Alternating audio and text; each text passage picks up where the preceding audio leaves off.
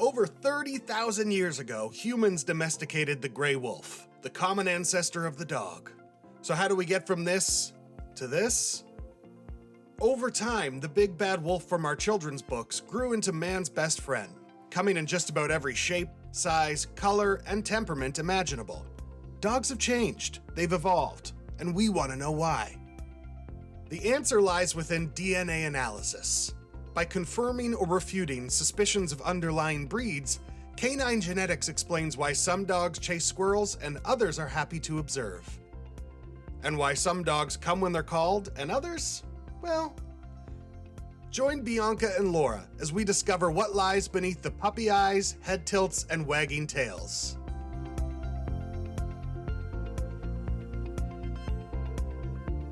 It's a tale worth barking about. It's Doggy DNA.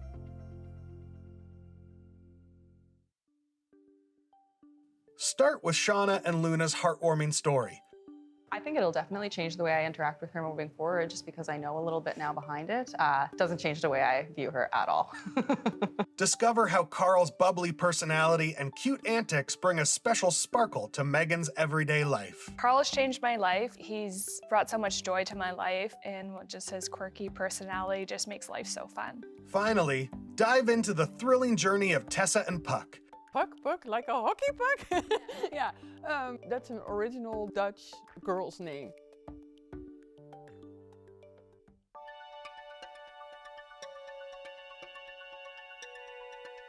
My name is Shawna McNeil, and I brought in my dog, Luna.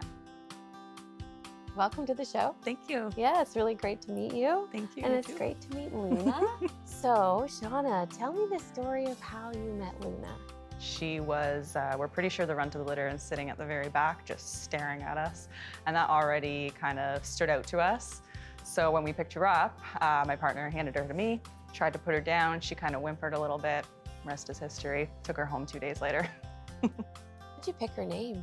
Luna. So when we first saw her, when she was a puppy, her eyes were actually silver, and they were reflecting the daylight in the blue sky perfectly, and they almost looked like the moon. It was so silver. Yeah. And then, of course, within like a few months, they turned brown as brown could be, but Luna stuck. And also, I'm a Cancer. My ruling planet is the moon, so it kind of makes sense. Okay, well, it's just good. So tell me some of the things that you've really grown to love about Luna. I think you've had her for about 5 years, you said? Yeah, about 5.5. My favorite things about her are how cuddly she is. If I'm sick and I, can't get out of bed, she's happy staying in bed with me all day, and she cuddles hard. She will wedge herself as tight into you as she possibly can. Oh my God, that's sweet. Yeah. So does Luna have any sort of like quirky or strange things that she does? Not really that she does, but the quirkiest part about her is her little legs. It's always been a source of curiosity for us. She's a funny girl. Yeah, her size is definitely her size and her shape. We always get stopped on trails and people ask, what is she? Yeah. She loves the snow, loves it. That was one of the first things when we got her, and she went outside. It was like minus 16 or something the first night that we had her. And she went outside, and the first thing she did was splay out onto the ice, so her bare belly was on the ice, and she started to fall asleep there. And what about the water? Water too. She's not huge on swimming. She will go in the water after a stick or a ball, but even in the winter, she'll go in the water. Wow. Yeah, it doesn't seem to bother her. Okay. Well, you're here today to have a DNA profile done on Luna. Yes. So maybe you can finally answer that question when people stop you on a trail. Yeah. Are there any other reasons that you wanted to have the DNA profile done? Improving her lifestyle, just finding out more about the little quirks and the little kind of behavioral traits that we notice in her. Always kind of thought that there would be many different breeds in her because of the mom being a mixed breed. Well, the results are in. Very excited to find out all about Luna. Hi, Shawna. Hi. How are you? Good, how are you? I'm good. I'm excited to give you these results. I'm very excited. Are you? Yeah. Good. So coming in at 44%, Luna is Border Collie. Aha. Surprise, surprise. Coming in at 56%, Labrador Retriever. No way. Yep. That is so funny. That's so crazy. Border Collies have long been heralded for their brilliance, often within the context of their physicality, but most notably in herding and agility. With Luna, the softer side of that famous intelligence shines in the form of emotional attunement, which likely originated from the breed's steadfast devotion to Scottish shepherds who bred them centuries earlier. While her special talent lies in fostering deep connections with her people, Luna also knows how to keep it light, corralling her soccer ball in a never-ending pursuit of love and play. I thought that there would be more breeds mixed in there, but everything that I did learn makes perfect sense. It's still very exciting, and it still is super helpful as well. So what do you think? I think that explains a lot, Yes. other than the short legs. That's right, yes. Well, I did want to touch with those short legs because you would have assumed that perhaps there would have been something like a basset hound or something like that to give that appearance. Labrador retrievers can get a condition called skeletal dysplasia. Sometimes Labrador retrievers can get this inherited condition, and it causes a form of dwarfism, which is exactly what she looks like with that beautiful big body of a lab and a border collie with those cute little legs. So perhaps that is why. Border collies are a herding dog, and if you watch Luna play with that ball that she loves to play with, and you watch videos of a border collie herding, it is the exact same of mannerisms. Yeah. And border collies tend to have this thing called the herding gaze, I think it's called, or the herding stare, where they do this crazy, intense, hardcore stare.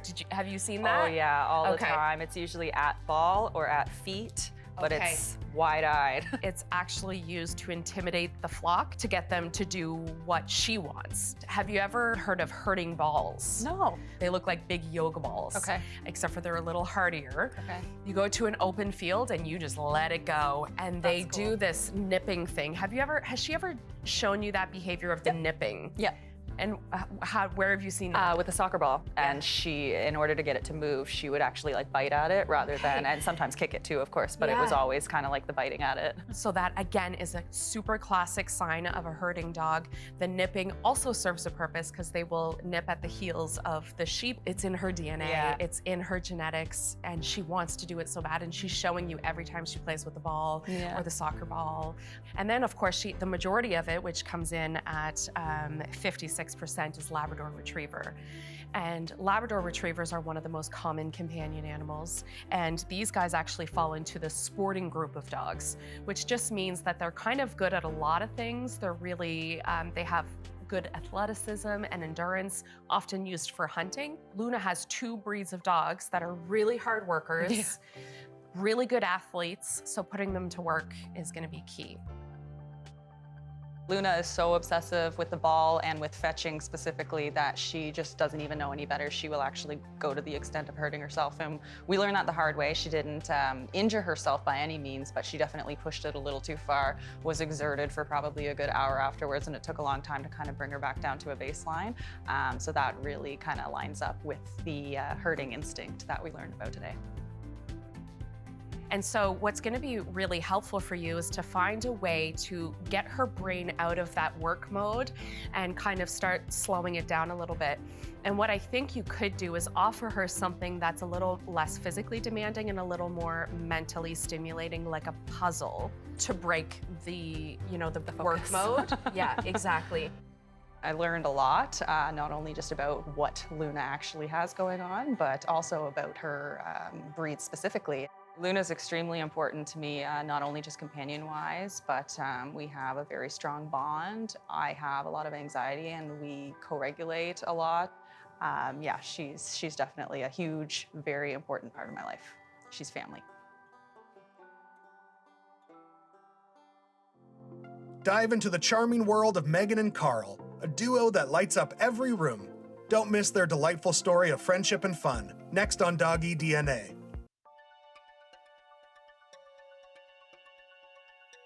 My name's Megan Ricard, and I brought my dog Carl. Hi, Megan. Hi. Welcome. Thanks for having us. Yes, and it's really great to have Carl here.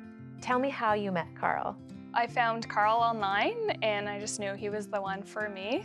I wasn't really looking for a dog, but he just kind of popped up. Okay. So went through all the adoption process.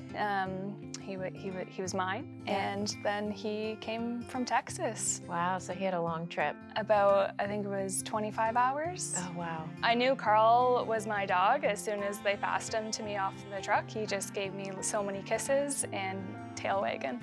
Like he knew that he was home. He was kissing me. His tail was just wagging. Yeah. Like, and we just knew. I just knew that this is it. It all happened for a reason. Yeah. Some of my favorite things about Carl is, well, for one, his hair. It's very shaggy, and he has a very funny personality. Like, he's very silly. So let's talk about some of Carl's quirks. Is there any behaviors that you've noticed that are really like, why does he do that? Carl's very quirky. He likes to go in the back of the vacuum. So he has his sassy moment with his hair blowing. He likes to parkour. He likes to jump on pillows, run around, be crazy, be very silly. He doesn't like men. Okay. So I think we correlate that with the farmer abandoning him in a field. Okay, fair. He also is very jealous. Jealous? So he wants all the attention to himself. Okay. Like, even when his brother is getting some love, he's just like, nope, it's me. So Megan, why did you want to get the DNA profile done? So many people, they're like, always ask, what is he? Where did you get him from? And I said, well, he's unique. He's a rescue. Like, I can't tell you where to go get him from, but I can now tell them the breeds of what he is. So soon you'll be able to answer that question. Yeah, and especially with how silly he is and goofy, and he's very lovable as well. So a lot of people just adore him. So so now we'll see what he is. Hi, Megan. Hi. How are you? I'm good. How are you? I'm good. I'm very excited to give you the results. I'm so excited to find out. Carl actually has 4 different breeds, so this is a really fun, a really fun mixture. So coming in at 14%, we have a bearded collie. Wow, okay. Yes, you called that one. Yes, I did. Yeah. And then at 18%, a schnauzer. Okay. 18% again, Australian Shepherd. Didn't think that. No. And at 38%, so the more dominant gene, is a Shetland sheepdog. Wow, that's very shocking. Yeah, that is a fun mixture, isn't it? Yes. Yeah. Hailing from the rough and rugged landscapes of the Shetland Islands, Carl, the shaggy Shetland sheepdog, comes from a long line of nimble herders. With a sharp intellect and innate herding prowess, these dogs had no problem earning their keep on Scotland's northern shores.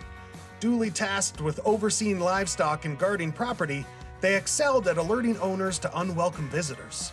Carl stands today as a tribute to the rich heritage of the Shetland sheepdog, showcasing qualities of loyalty, liveliness, and a bond that transcends through time. When I got the results, I was very shocked. One, I suspected. The other 3, I was shocked. And the interesting thing about Carl's DNA profile is 3 out of those 4 are herding dogs. The 4th breed that isn't typically in the herding category is the Schnauzer, and they actually are categorized in considered working dogs. So Carl has 4 breeds that are really good at kind of herding, hunting, working, so very active dogs. So he's definitely a dog that's going to be requiring that physical activity, but also the stimulation, because in his ancestry, he had a job, and it was very stimulating mentally for him to have that job and complete it properly. And you can tell, like, when he is bored. He's naughty. He sighs. Oh. He's a little dramatic. He's like, very Mom, dramatic. this is so boring. He's like very a child. dramatic. Yes, Yeah. exactly. Yeah. He'll look out the window and just sigh. Okay. And that's your cue. Let's Yes. go, Mom. Yes. Yeah. You know, we were talking about his coat and where that comes from. And then we have that bearded collie. They have that big, beautiful coat. And also the Schnauzer. Schnauzer is actually a word from Germany. And it means like mustache or like Okay. whiskered snout. I did not know So he's got that cute beard He going does. on. And so does the bearded collie. So Yeah. that kind of ties it all in. And what kind of work do you guys do together? Like, do you guys have like sit, stay, catch, fetch? Do you guys do any kind of puzzles? So he knows like to fetch, sit, stay. And he returns it? Yes. Oh, good. Yes. Some herding dogs don't return it. They'll yeah. go No, for it and chase it. He'll return it. Good. And we have a bunch of snuffle mats. So when it's bad weather, we'll just put him to work with the snuffle mats. Some things that I think Carl would thrive with doing, just to help him mentally and physically, is continuing on with agility. And those seesaws, sometimes that's a little advanced, right? But I think he's got the confidence to figure that out. And I think also continuously working with him with doing sit, stay, lay down. You can even make it more complex by like play dead and weaving through your legs. That's something that you could try to integrate as just tricks that he can do on a daily basis, which not only is ridiculously cute, but extremely enriching for him. Their bond was so sweet. Megan sat down and it took Carl 0.2 seconds to get on her lap, and he sits there proud as a peacock. So their bond is really evident. Learning Carl's breeds, now I can help him with stimulating his mind, getting him more active. I'd love to add more jumps to his life and get him a tunnel and maybe a little agility set for the backyard. Carl means everything to me. I mean, I didn't think that I would get a second dog for one. He is, so special and so unique and so loving, and it's just the type of dog that I needed. Stay tuned as Puck and Tessa demonstrate the power of a strong bond in overcoming obstacles. Don't miss their engaging and spirited adventures next.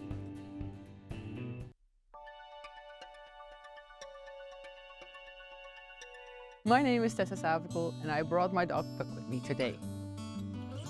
Hi Tess, welcome to the show. Thank you. Great to have you in the dog living room. And who Exciting. do we have with us? That's Puck. Hi Puck. Puck is adopted from Greece when she was 12 weeks old, and she came to the Netherlands where we lived at that moment.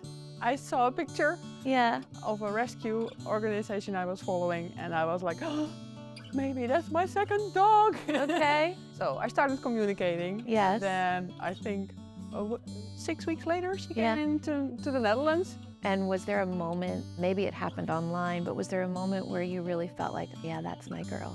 We started moving around the world, and then Okay. she was the only thing I had, actually. Yes. Okay. Yeah. We were traveling around, so we moved from the Netherlands to Norway, then from Norway to Canada, and it was just us together, and I just started to do some trick training and puzzles together, and those were the chances for us just to really get close together. We just only had each other at those moments. We learned to understand each other very well. Yeah. How did you pick Puck's name? That's an interesting one, right? Because Yeah. over here everyone's like, Puck, Puck, like a hockey puck. Yeah, that's an original Dutch girl's name, and we like to have a name with just one syllable. It's easy to call her. Yes. So then it became Puck. Yeah. Yeah. Okay, that's great. Yeah. So what are some of the things that you've grown to love the most about her? Her clear communication. She can be really subtle, and she can really be clear too. So Okay. She knows how to talk to me, and I know how to listen to her. So we are here today to have the results of the DNA profile. Tell me why you wanted to have that done. I've always been curious what Puck's breeds were. When the chance came by, and I was like, now she is 10 years old. I should actually know what she is, so we can even understand her better and also understand where her perks come from.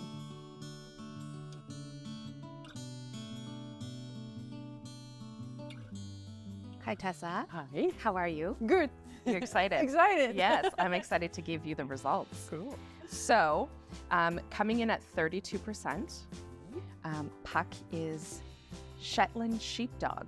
Ooh, So a Sheltie, yeah, 32%. interesting. Yeah, that's a good surprise, isn't it? Yes. And then 68% Ooh. of Puck is a German Shepherd. Oh no, Yeah. that's cool. Yeah. Yeah. Oh wow. While Puck closely aligns with her Dutch upbringing, her ancestry begins in 19th century Germany, where the first German Shepherds were bred for a specific skill set, strength, and beauty. The result was an intensely loyal and courageous working dog, a celebrated ambassador of herding, guarding, and service. Over time, the German Shepherd's versatility and distinctive appearance solidified its status as one of the world's most iconic and invaluable breeds. This legacy continues in Puck, always happy to learn, play, and grow. But I was really surprised and also not surprised when I got the results, because the Shepherd, the German Shepherd, we already suspected to be in there, but then to hear her being a partly Sheltie as well was like, oh, I didn't expect that. And what's really interesting is that both of these breeds are herding breeds. Yes. Now, the German Shepherd was originally for herding and then eventually turned into a multi-purpose. Yeah. I'm sure, as you know, German Shepherds are really good service dogs, whether it's in the military, whether it's search and rescue, police dogs. They do amazing because they are extremely loyal, extremely intelligent, and very protective, right? And but that herding instinct in the German Shepherd is still there. And then the Sheltie was made to herd. Yeah. So what kind of things do you see that shows that herding? If she wants me to do something, she will herd me there. So she will just get up and walk behind me, Right? back and forth and back No and forth. way. Yes, and, Wow. and until I start moving in that direction, and then And isn't that amazing that Yes. these dogs, these herding dogs, don't have to be taught that? Nope. Their job is not only to herd the flock, but also to be protective of their family and their property. Really good watchdogs. And so it'll be very clear if there's something amiss, whether there's someone that's coming forward or whatever. Do you notice that Oh, yes. around your home? oh yes, Yeah. yeah. Another important thing with these two breeds is that they're extremely intelligent. I knew from when she was really young that she needed more than just walks. And in the Netherlands, we have a method called hersenwerk for dogs, which is a method where you really work together with your dog when they do puzzles. So we're not only giving them a challenge, but we are also working on the communication at the same time. That's what I started to do with her. So what we do is hersenwerk, which is a Dutch method of doing do-it-yourself puzzles with a dog that focus on the bonding too. So not only the dog does difficult puzzles, but also the bonding experience and the calmness and the focus of the dog.